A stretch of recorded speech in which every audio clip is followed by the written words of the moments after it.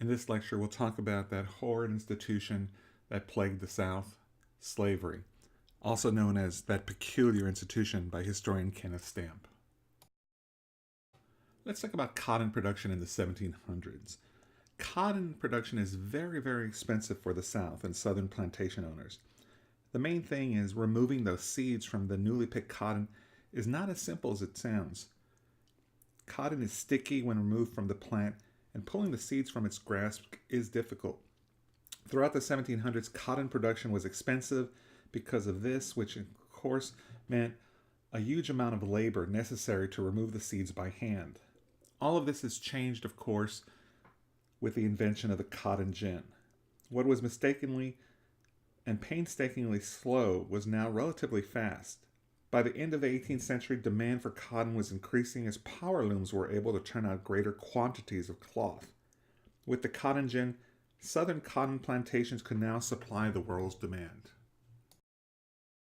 This gentleman, Eli Whitney, he's a Massachusetts farmer. He graduated from Yale University. And Eli Whitney will travel the South. While staying at the Savannah plantation of a Miss Nathaniel Greene in 1792, the widow of the Revolutionary War general, Eli will create the device that will change the world. Eli Whitney built a machine that moved stiff, brush-like teeth through the raw cotton. The teeth removed a very high percentage of the needlesome seeds. Before his invention, it took about 10 hours to pull the seeds from a pound of cotton, with very little profit. The cotton gin ultimately grew to produce 1,000 pounds of cotton per day with relatively little expense. The total amount of cotton being exported was about 138,000 pounds per year. This would increase tenfold with Eli Whitney's invention to 1.6 million pounds of cotton being exported. Before the gin, the cotton gin, the prevailing thinking of the leaders of this country was that slavery would eventually go away, since slavery was expensive. And if you remember Benjamin Franklin's primary source a couple of classes back, he thought it was expensive, it would eventually go away because you had to clothe and house and feed slaves. But now, with this cash crop, this cotton crop, you actually need slaves, or so the South would argue, for the labor and for this cash crop, which they can make a lot of money off of. Now, Eli Whitney actually never made a cent on his invention because it was widely reproduced before it could be patented. Determined to duplicate the success, Eli Whitney actually would start and develop a milling machine. And this would actually lead to the development of interchangeable parts in the northern factory system. Eli Whitney, you could argue, is one individual who played a great part in creating the industrial North with his milling machine and changing the way factories are created with interchangeable parts, as well as changing the South with his cotton gin. The sudden explosion of success of the cotton industry gave slavery a new lease on life. Most Southerners, including Washington and Jefferson, had seen slavery as an evil that must eventually be swept away. But with the Southern economy now reliant on cotton, these beliefs were seen as old-fashioned. Slavery now was seen as an institution to be cherished, based on this cash crop of cotton. That cotton was king was now well understood in the South. It became the foundation of the Southern economy, the Southern culture, and a Southern pride that we still see today to an extent, right? The South kind of sees himself as different than the North, an agrarian society. And it all starts with this cotton culture in the antebellum South. Antebellum meaning before the Civil War. The antebellum South is all about cotton. Now we need to talk about slave life and slave codes. Life in the fields meant working sunup to sundown 6 days a week and having food sometimes not suitable for an animal to eat. And when I say 6 days a week, from one of your primary sources, it talks about even on the seventh day, Sunday, slaves were expected to do a certain amount of work before going to church. Now, plantation slaves lived in small shacks with a dirt floor and little or no furniture. Life on large plantations with a cruel overseer was oftentimes the worst. However, work for a small farm owner who was not doing well could mean a slave on this type of situation wouldn't actually get to eat. Stories about cruel overseers were certainly true in some cases. The overseer was paid to get the most work out of their slaves. Overseers often resorted to whatever means was necessary to get that last drop of labor out of a beaten labor force. Sometimes the slaves would drive the overseer off the plantation in desperation. When slaves complained that they were being treated unfairly, slave holders would most often be very protective of the slaves, and not because they were humanistic towards their slaves, but slave owners saw them as property. Plantation owners saw slaves not as people, but as property. And if an overseer beat them too harshly or too severely, or God forbid, killed a slave, it wasn't a matter of murder. It was a matter of someone destroying someone's property. And they would actually release or punish the overseer who did this to their property. In some cases, a driver was used rather than an overseer, a slave driver. The difference between the overseer and the slave driver, was simple. Slave drivers were slaves themselves. A driver might be convinced by a master to manage the slaves for better privileges. Drivers were usually hated by the rest of the slaves, even more so than an overseer. These feelings often led to violence. And you can understand why slaves would hate drivers more, because these were people of their own race, of their own background, that had turned their back to them, all for the sake of maybe a few extra privileges. Large plantations often required some slaves to work in the plantation home. These slaves enjoyed far better circumstances. Domestic slaves, as they're known, lived inside the house, or at least had better quarters and received better food than their counterpart out in the fields. They sometimes were able to travel actually with their masters and the family. In many cases, a class system developed within the slave community. The slaves that worked inside did not associate with field slaves, those who worked out in the fields. And a lot of times, it worked both ways. There was an animosity between field slaves and domestic slaves, meaning they each thought not necessarily ill of each other, but they didn't associate with each other because they thought, oh, they think they're better because they work in the field, and field slaves would say, oh, they think they're so much better because they get to live in the house with the master. Now, while domestic slaves did have better privileges, maybe better food and better housing, I don't want you to get me wrong. They're still slaves, and they actually live in their own private hell. Especially female slaves living inside the master's house.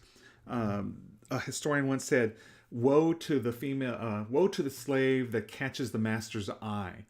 Meaning, if a master found a female slave to be pretty or attractive in any way, or light in color, which we see some primary sources kind of talk about that, sexual violence, rape of these domestic servants is frequent.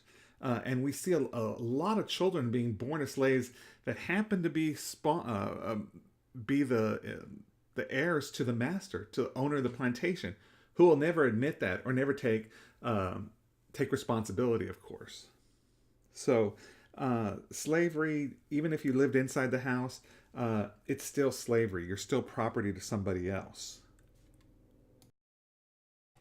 As the peculiar institution of slavery spreads across the South, many states will pass slave codes because of the abundance of slavery and the population growth of this group of people. And slave codes pretty much outline what slaves could do or not do and how they could be treated. Slave codes varied from state to state, but there were common threads amongst most of them, including one could not do business with a slave without the prior consent of the slave's owner. So you really couldn't actually do any business, or the slave couldn't do business with anyone else without getting permission from their owner.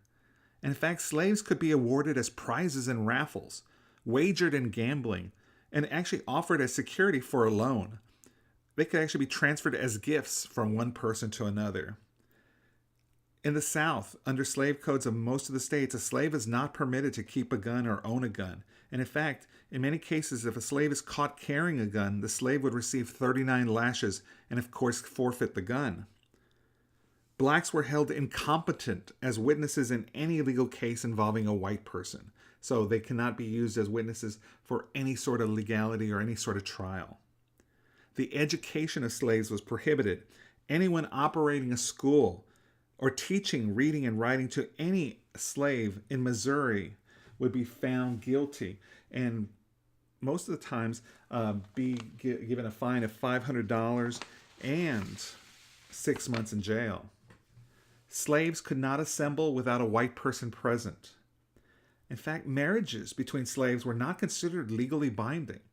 Therefore, it gave the right to owners to freely split up families through sale, since, of course, this man and this woman, this slave man and the slave woman, were not legally married. Now, if any slave was found guilty of arson or conspiracy to rebel or, God forbid, rape of a white woman, they would immediately be put to death. However, and I do want to stress this because this is the sick part of this whole institution, if a slave woman was raped by a white man, he would not be put up on charges for rape. He actually would be guilty only of trespassing on the white man's property. The person that owned that slave female that was raped, he would have a charge against the man who raped his property or trespassed. That's the horrid sickness of this institution.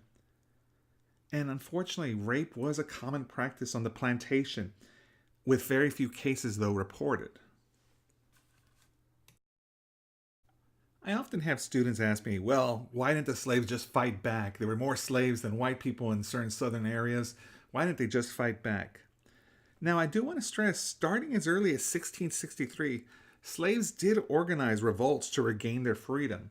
There's documentation of hundreds of minor uprisings occurring on American plantations during the 2.5 centuries of slavery. Most of the uprisings were small in scope and were put down fairly easily, but some were larger in ambition and sent a chill down the spines of countless white Southern planters. Two of the most famous revolts were in the early 19th century, one led by Denmark Vesey and the other led by Nat Turner, and we'll discuss those now. Denmark Vesey earned his freedom by winning a lottery and purchasing his freedom. He worked as a carpenter in South Carolina as a respected artisan for years and was quite satisfied with his life. He was an educated man, fluent in several languages, which he learned while he was enslaved to a widely traveled sailor in the slave trade. But a profound repulsion to slavery, plus encouragement from the successful slave revolt in Haiti, led him to plan to murder every white in the South with the help of thousands of slaves and supporters. The date was set for Sunday, July 24th, 1822. But before the uprising began, his plan was revealed and he was captured, tried, and hanged. 47 African Americans were condemned to death for alleged involvement in this plot. An estimated 9,000 individuals were involved. The problem with this plan was it was so grand, it was bound to leak with the white establishment finding out about it. The next revolt I want to talk about is Nat Turner. Nat Turner is something of a mystic. He frequently said he had religious visions and he claimed at times to have spoken with God. In 1831, Nat Turner claimed to be responding to one of these visions and organized about 70 slaves who went from plantation to plantation and murdered about 75 men, women, and children. That is, white men, women, and children. As they continued on their rampage, they gathered additional supporters, but when their ammunition was exhausted, they were eventually captured. Nat Turner and about 18 of his supporters were hanged. This was even more shocking than any previous uprising in the South. Nat Turner had done something that no one had not done before. He actually succeeded in killing a large number of white Southerners. The South is aghast, and they are horrified. And in fact, the South will respond by increasing slave patrols and tightening their ever more repressive slave codes, which we talked about earlier. Rebellion would often find voice in less dramatic ways and more personal ways.